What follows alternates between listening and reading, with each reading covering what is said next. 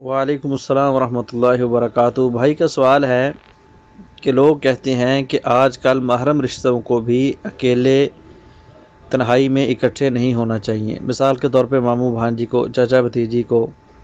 تو کیا ایسا کہنا جائز ہے یا واقعتاً ایسا ہونا چاہیے؟ تو بھائی آج کے دور میں اس کے اندر کوئی شک نہیں، فتنے کا دور ہے، اور بالخصوص میڈیا، چاہے وہ سوشل میڈیا ہے یا الیکٹرانک میڈیا، انہوں نے لوگوں کے ذہنوں کے اندر یہ بات بہت اچھی طرح ڈال دی ہے کہ یہ لوگ بھی تنہائی کے اندر برائیاں کرتے ہیں اور کر سکتے ہیں، اور مختلف طریقے ڈرامے فلموں کے ذریعے جو ہے وہ لوگوں کے سامنے رکھ دیے گئے ہیں۔ اور حدیث برحق ہے، آقا علیہ الصلوۃ والسلام نے فرمایا لا یخلون رجل بامرأۃ الا کان ثالثہم الشیطان، کہ جب بھی کوئی مرد عورت کے ساتھ تنہائی میں ملتا ہے تو تیسرا ان کے درمیان شیطان ہوتا ہے، اور شیطان اپنا وار کھیل جاتا ہے۔ اور آج کل کے دور میں جو ہے وہ فتنے کے مارے ہوئے یا فحاشی اور یانی کے مارے ہوئے کمزور ایمان لوگ واقعتاً گناہوں کے اندر مبتلا ہو جاتے ہیں، تو حتی الوسع کوشش کرنی چاہیے کہ محرم رشتوں کے ساتھ بھی تنہائی میں نہ ملا جائے۔ تو آقا علیہ الصلوۃ والسلام نے بطور خاص ارشاد فرمایا، مسلم کی روایت ہے، فرمایا ایاکم والدخول النساء، کہ لوگوں عورتوں کے اوپر داخل ہونے سے باز آ جاؤ، عورتوں کے اوپر داخل ہونے سے بچو، یعنی عورتوں کو ملنے سے بچو۔ آقا علیہ الصلوۃ والسلام سے پوچھا گیا اللہ کے رسول، ہم کے بارے میں آپ کیا کہتے ہیں؟ اگرچہ اس کا معنی دیور کیا جاتا ہے، لیکن اس کا حقیقی معنی یہ ہے کہ خاوند کے باپ کی طرف سے جتنے بھی رشتے ہیں، خاوند سے ملنا جلنا جائز ہے، وہ تو ہے ہی خاوند، وہ تو آپ کا پردہ ہے، آپ کا لباس ہے، اور جو خاوند کا باپ ہے وہ بھی آپ کے لیے محرم ہے۔ اس کے علاوہ جتنے بھی رشتہ دار ہیں، دیور ہے، دیور کے بیٹے ہیں، آپ کے خاوند کے چچا ہیں، چچا کے بیٹے ہیں، یہ سارے کے سارے اسی ہم کے اندر آتے ہیں۔ اور نبی علیہ السلام نے فرمایا یہ تو موت ہے، جس طرح موت سے انسان بچتا ہے اسی طرح جو ہے وہ ان سے بھی انسان کو بچنا چاہیے۔ اور عرب لوگ جو ہیں وہ ہم کو، موت کو ناپسندیدہ معنوں کے اندر شمار کرتے تھے، کہ یعنی یہ تو ہے ہی ایک ناپسندیدہ چیز، ہے ہی موت، ہے ہی ہلاک کرنے والی۔ تو آج ہمارے محلوں میں یا ہمارے گھروں کے اندر اگر اس طرح کی نوبتیں آتی ہیں، اس طرح کے معاملے آتے ہیں، تو اس کی اصل وجہ یہ ہے کہ وہ رشتے جن سے ہمیں دور رہنے کے لیے اسلام نے کہا ہے، جن سے ہمیں پردہ کرنے کے لیے اسلام نے کہا ہے، جن سے جو ہے وہ اپنے آپ کو بچا کے رکھنے کا حکم ہمیں اسلام نے دیا ہے، ہم ان چیزوں پہ عمل نہیں کرتے۔ اگر خالی ہم پردے کو اپنا اوڑھنا بچھونا بنا لیں تو اس کے اندر بہت خیر ہے۔ اسی لیے تو اللہ رب العالمین نے پیارے پیغمبر کو قرآن مجید کے اندر حکم دیا کہ اے پیغمبر، مومنوں کی عورتوں کو کہہ دو کہ وہ اپنے آپ کو پردے میں چھپا کے رکھا کریں، وہ اپنے آپ کو ان لوگوں سے دور رکھا کریں، ان کی نظروں سے دور رکھا کریں۔ تو اگر آج کے دور میں کوئی حقیقی مومن بننا چاہتا ہے، حقیقی مومن بہن یا بیوی یا ماں رکھنا چاہتا ہے، تو اس کے لیے اس کو پردہ کروانا ضروری ہے۔ اور پردے کے اندر بہت زیادہ خیر ہے، پردے کے اندر بہت زیادہ برکات ہیں۔ جب ہم ان ساری چیزوں کو پیچھے رکھ کے یہ کہیں گے کہ نہیں جی میں تو فلاں کو بہن کی نظر سے دیکھتا ہوں، اور کہے گی میں فلاں کو بھائی کی نظر سے دیکھتا ہوں، تو یہ کسی کو بہن بنانا، کسی کو بہن کی نظر سے دیکھنا، بھائی بنانا، بھائی کی نظر سے دیکھنا، یہ سارے کے سارے شیطانی وسواس ہیں۔ جب بھی موقع ملتا ہے شیطان وار کرتا ہے، اور انسان پھر جو ہے وہ بڑے سے بڑے گناہ یعنی زنا کے اندر مبتلا ہو جاتا ہے۔ تو بہرحال اللہ تعالیٰ جو ہے سب سے پہلے ہمیں اپنے گھروں کی اصلاح کرنے کی توفیق دے۔ اللہ تعالیٰ ہمیں جو ہے وہ اس طرف سوچنا چاہیے، اور اس طرف جو ہے وہ ہمیں غور و فکر کرنا چاہیے کہ ہم سب سے پہلے اپنے گھروں کے اندر شریعت کو لائیں، اسلام کو لائیں، نبی علیہ الصلوۃ والسلام کی تعلیمات کو لائیں۔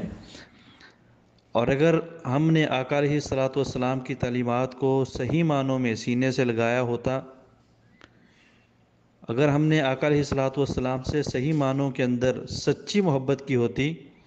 اور نبی علیہ الصلوۃ والسلام سے جو سچی محبت ہے وہ یہ ہے کہ آپ کی ذات سے بھی محبت کی جائے اور آپ کی بات سے بھی محبت کی جائے۔ اگر ہم نبی علیہ الصلوۃ والسلام کی ذات سے سچی محبت کرتے رہیں لیکن بات سے محبت نہ کریں تو اس کا کوئی فائدہ نہیں۔ آقا علیہ الصلوۃ والسلام نے جنگیں لڑی ہیں، غزوات لڑے ہیں، صرف اسی لیے کہ کفار آپ کی بات سے محبت نہیں کرتے تھے، حالانکہ ذات سے تو بہت زیادہ پیار کرتے تھے۔ ذات کے اعتبار سے تو وہ آپ کو صادق امین کہتے تھے، ذات کے اعتبار سے تو آپ کو دنیا کا سب سے سچا اور سچا آدمی مانتے تھے، لیکن جب آپ نے بات ان کے سامنے کی اور کہا میری بات کو مانو، تو اس وقت جو ہے وہ انہوں نے تلواریں نکال لی، لیزے نکال لیے، اور نبی علیہ الصلوۃ والسلام کے اوپر مختلف قسم کی تہمتیں اور نبی علیہ الصلوۃ والسلام کو مختلف قسم کے طعنے مارنے شروع کر دیے۔ المہم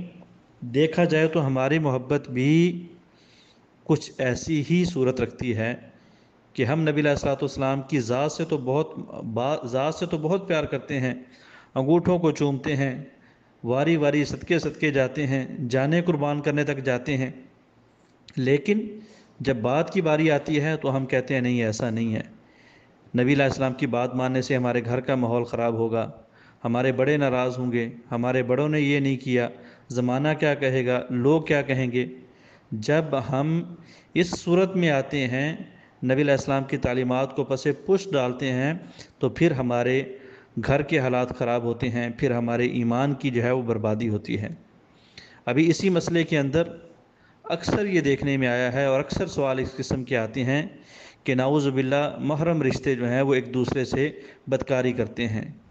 ماموں بھانجی کے ساتھ بدکاری کر رہا ہے، چچا بھتیجی کے ساتھ بدکاری کر رہا ہے، ساس جو ہے وہ اپنے داماد کے ساتھ، اور اسی طرح نعوذ باللہ جو ہے وہ سسر اپنی بہو کے ساتھ۔ تو آپ ان ساری چیزوں کا جب جائزہ لیں گے تو دو تین چیزیں آپ کے سامنے آئیں گی۔ سب سے پہلی چیز کہ جو ہے وہ اسلام سے دوری ہے، اسلامی تعلیمات کو پس پش ڈالنا ہے،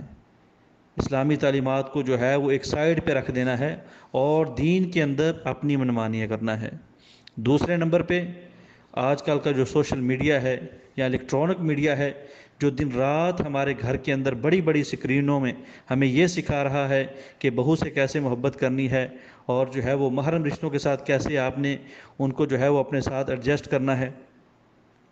اور اس چیز کا بھی ہم اہتمام نہیں کرتے۔ اپنی اولاد کے ساتھ بیٹھ کے فلمیں دیکھتے ہیں، اولاد کے ساتھ بیٹھ کے ڈرامے دیکھتے ہیں، اور یہی ڈرامے، یہی فلمیں بچپن سے ان کے ذہنوں میں اثر کرتی ہیں، اور وہ بڑے ہو کے انہی کاموں جیسا کام کرتے ہیں۔ آقا علیہ الصلوۃ والسلام نے فرمایا کہ کل بنی آدم خطاؤن، آدم کا ہر بیٹا غلطی کرنے والا ہے، غلطیاں ہو ہی جاتی ہیں، کسی سے چھوٹی کسی سے بڑی، وخیر الخطائین التوابون، لیکن بہترین غلطی کرنے والے وہ ہیں جو توبہ کرنے والے ہیں۔ زنا بہت بڑا گناہ ہے، اور یہ کبیرہ گناہ ہے جس کے لیے توبۃ نصوحہ کی ضرورت ہے، سچی اور سچی توبہ کی ضرورت ہے۔ توبۃ نصوحہ کسے کہتے ہیں؟ جو آپ نے کام کر لیے اس کے اوپر شرمندگی کا اظہار، اس کے اوپر ندامت کا اظہار، اس کے اوپر جو ہے وہ پریشان اور پشیمان ہونے کا انداز، اور آئندہ اللہ سے نہ کرنے کا وعدہ۔ جو کام ہو گیا سو ہو گیا،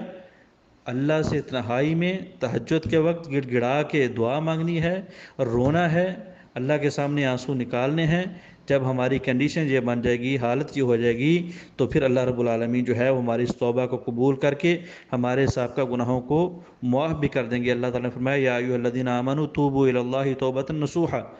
اے ایمان والو اللہ کے سامنے